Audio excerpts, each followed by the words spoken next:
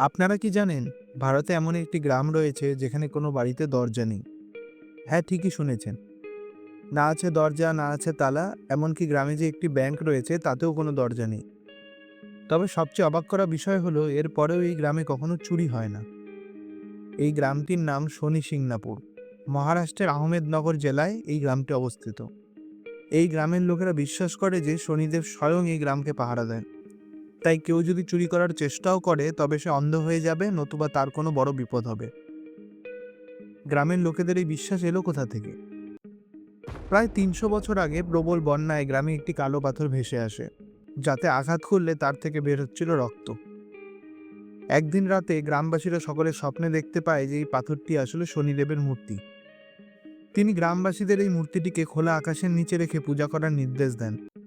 তার সাথে এও বলেন যে আজ থেকে এই গ্রামকে তিনি পাহারা দেবেন। তাই কোনো বাড়িতে দরজা লাগাবার প্রয়োজনীয়তা নেই। সেই থেকেই গ্রামে দরজাহীন থাকার রীতি চালু আছে। ২০১১ সালে এই গ্রামে প্রথম ব্যাংক খোলা হয়। সেটিতেও কোনো দরজা নেই। এবার প্রশ্ন হলো, এই গ্রামে কি কখনো চুরি হয় না? আসলে ২০১০ সালে একটি বাড়িতে এবং ২০১১ সালে ব্যাংকে টাকা চুরি করার চেষ্টা করা হয়। তবে দুবারই চোরেরা ধরা পড়ে যায়। এবার আমার প্রশ্ন আপনাদের কাছে, আপনার কি মনে হয় এটা কি সত্যি শনিদেবের কোনো অলৌকিক শক্তি, নাকি শুধুমাত্রই মানুষের বিশ্বাসের জোর? আপনাদের মতামত কমেন্ট সেকশনে জানান।